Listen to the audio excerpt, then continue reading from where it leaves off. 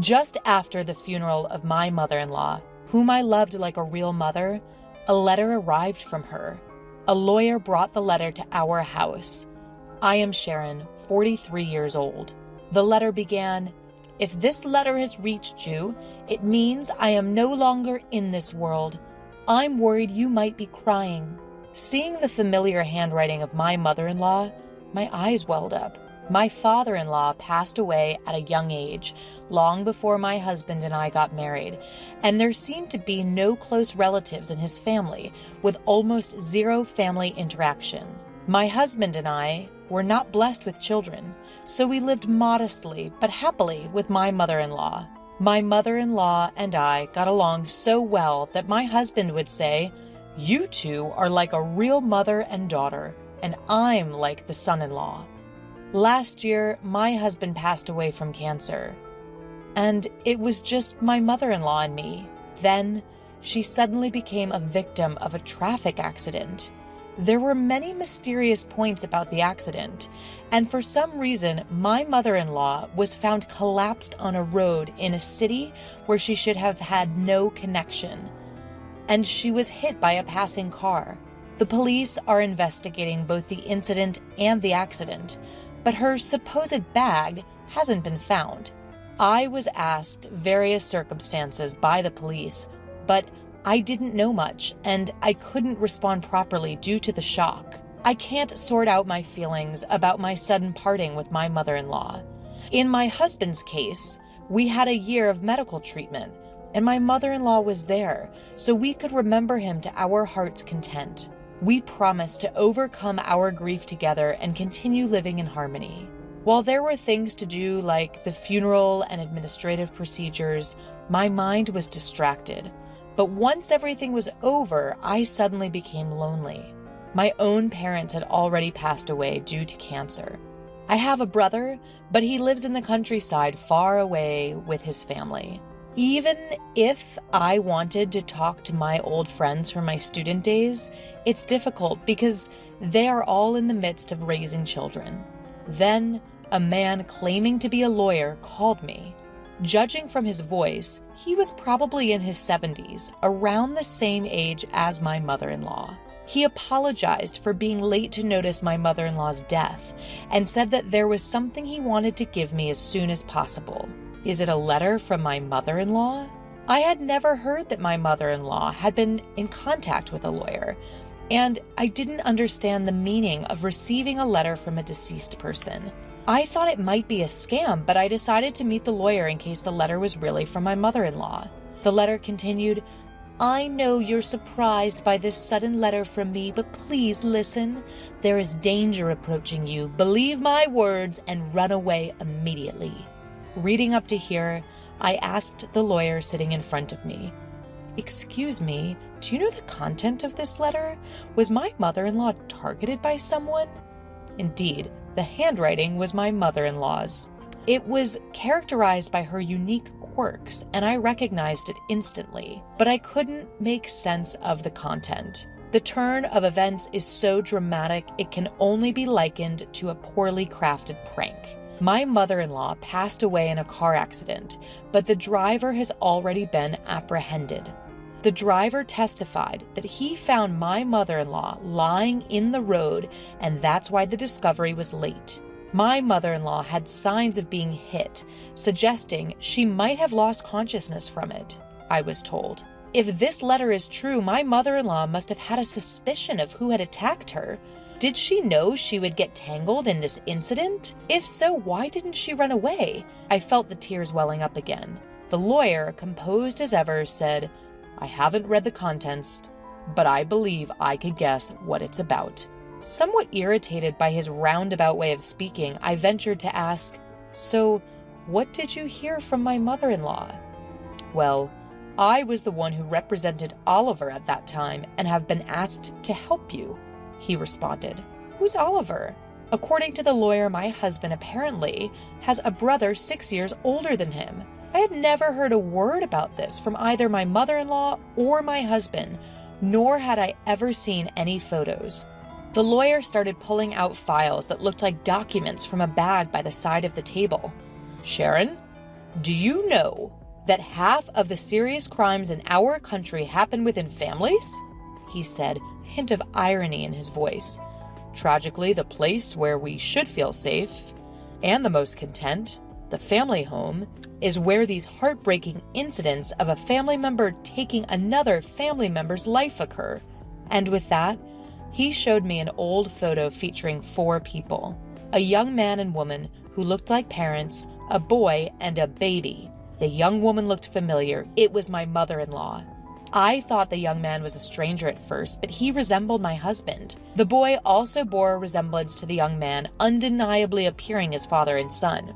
It looked like it could have been taken during a trip to the beach. They were posing in front of a large ship at the port, all with happy smiles on their faces. "The boy with the float, that's Oliver," the lawyer told me. Upon being told, I stared at the boy, my husband's brother, who I knew nothing of. The photo looked so happy, and I couldn't help but feel a pain in my chest, wondering what could have possibly happened. Does being a lawyer mean Oliver caused some incident? Was he the one who assaulted my mother-in-law this time? It must have been like more than 17 or 18 years ago, considering my husband and I were dating 15 years prior to our marriage. Otherwise, it would be strange for me to have known nothing about this. Yes, Oliver became a recluse from the summer of his first year in junior high due to bullying, and 7 years later he caused an incident, he explained. It seems Oliver, in despair about his future after becoming a recluse, attempted to commit family suicide. Late at night, on the day of the incident, he went into his parents' room with a knife and ended up struggling with his father, who woke up due to the noise. Even while severely injured, his father was able to subdue Oliver, and the incident ended in an attempted crime. However, upon hearing his mother scream during the struggle between his father and Oliver, my husband, who was 14 at the time, called the police.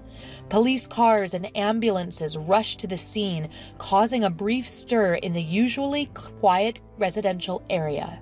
At the time, societal issues such as hermits and NEETs were becoming common, and the media would sensationally report on stories like "a reclusive boy planning a murder-suicide with his family." I remember hearing news like this, but I had no idea if it was referring to the husband's family or not. After all, similar stories were often reported in the media.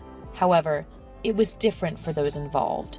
The husband's family, unable to withstand the rumors, ended up moving house several times, almost like fleeing in the night. Whether it was due to the severe injuries at the time or the subsequent stress, the father-in-law passed away a few years later. The mother-in-law and the husband changed their names back to the mother-in-law's maiden name, and it was said that they were finally able to lead a normal life in their current place. Both the perpetrator and the victim are family, so there's no outlet for emotions in family incidents. You can't fully hate or detest. Any person would be confused if suddenly put in such a complicated situation. Living under the public eye, rumors, and bashing is very hard. I hope you can empathize with the feelings of the deceased who couldn't talk to you, Sharon, the man summarized. I was at a loss for words due to the harshness of it all. I had never considered what happened to the family after such an incident, but as long as they are alive, life goes on. The in-laws must have seen the boy, Oliver, as their adorable child. The photo of Oliver that I was shown had a smile that greatly resembled my husband's, but the button that was mistakenly buttoned couldn't be fixed, and he ended up facing the worst tragedy. Later, Oliver was sentenced to actual imprisonment and was said to have served time. When the lawyer started explaining at length, "I represented Oliver, remember? The same punishment applies even for an attempt, life imprisonment, or at least 5 to 20 years in prison." I interrupted him by asking, "A minimum of 5 years? Are you saying Oliver could be out already?" "Yes, he was actually released about 2 years ago." According to the lawyer, the prosecutor's office has a victim notification system. After a verdict is confirmed, you can apply to the prosecutor's office to be notified about the planned release date of the offender, or even after they have been released. Even without that, the mother-in-law is Oliver's biological mother. She had been notified of his residence after his release. Around that time, my husband had been diagnosed with cancer and was undergoing treatment, and the mother-in-law didn't want to worry him, so it seems she couldn't consult with him. Oliver told me at the time that he committed the crime because he was pessimistic about his future. With some hesitation, the lawyer told me, it seems he wanted money to spend. Oliver, who had been a shut-in for many years, had started to secretly use the mother-in-law's credit card to pay for online games and online shopping, and he had been scolded by his father. Apparently, he had used a lot of money to buy weapons for a game on the evening of the crime and had his computer taken away. Oliver lied to the lawyer, and his real father, mother, and brother who knew the truth said nothing. While they hoped Oliver would genuinely reflect on his actions and serve his punishment, they did not reveal the inside story of the post-release defamation and slander. Was this out of familial love? Truth be told, my mother-in-law was often visiting Oliver, my brother-in-law, who was serving time in prison. Every time she went, she would come back disappointed by Oliver's unchanging, unrepentant demeanor. She was afraid to live with Oliver again after his release. The danger of violence was part of the fear, but she knew if she or her son were to die, Oliver would come to me asking for money. As his release date approached, there was an increase in tedious paperwork. She had to decide where to house him. Distressed, my mother-in-law decided to consult a lawyer who knew about the case and ask him to handle the procedures. What was Oliver doing for a living 2 years ago? It turned out that through the lawyer, she had been helping Oliver by renting an apartment for him. She would do his shopping. She was giving him money saved in her dresser and her own retirement savings. The inheritance she would receive if her son, in other words, her own child, died. After his release, Oliver became a shut-in again and did not work. Money is limited, and through the lawyer, my mother-in-law conveyed, I can't support you forever. You need to start working on your own. But Oliver flatly refused. Doesn't my mother love me? She's always favoring my brother. She won't give me money because my brother told her not to. He made a big fuss. The lawyer said, although it may have been an accident, the deceased was worried that Oliver might cause some trouble. He kept insisting that I give him money. Oliver became aggressive towards the lawyer as well, and seemed to be asking in detail about my mother-in-law's income and current life of his father and brother. Fortunately, I don't think he knows our address, but I'm worried that his apartment is near where the deceased died. At that moment, I remember that the bag was not found. Then the doorbell rang. The only expected visitor was the lawyer. Excuse me for a moment. I excused myself and headed to the entrance. I had a bad feeling. When I checked through the peephole, there was a man standing who looked a lot like my husband. I could see the bag that my mother-in-law used to use. Quietly retreated to the living room and called the lawyer. I think, it might be Oliver. What should we do? He has my mother-in-law's bag. My voice was shaking with tension, and the lawyer's face stiffened. Call the police right now. I might have meant to call the police, but I was too upset. I ran out the back door to the nearby police station. Did my mother-in-law and husband foresee this situation in the future? Or did they unconsciously choose a house near the police? I don't know anymore. Afterwards, when Oliver saw the police officers who came with me, he immediately tried to run away and was caught by a police officer who then interviewed him. As I suspected, the man who looked like my husband was Oliver, in other words, my brother-in-law. The lawyer called him Oliver, which was probably his name at the time, and I had been calling him Oliver because I had seen a family photo from when he was a small boy with a hint of innocence, but in reality, he was an unhealthy-looking middle-aged man. It strangely angered me that he looked like my husband. This man had been tormenting my mother-in-law and husband. I'm just here to collect my share, your mom's inheritance. It exists, right? Even my younger brother died last year. Hand over my inheritance. Ignoring the police officer's questions, my brother-in-law Oliver yelled at me. What nerve does he have? I was furious. I sympathize with his childhood, being teased to the point of not going to school, but his actions thereafter were selfish and unforgivable. More than anything, what I wanted to ask was, isn't that your mother's bag you're holding? What did you do to her? Did you lay hands on a frail woman? Upon hearing my words, the officers also looked at the bag that Oliver was holding. In a fluster, Oliver tried to hide it, but it was too late. As one officer reached out his hand, Oliver snarled at him. "Hey, this is my money. I can't help it." It was the last thing my mom said.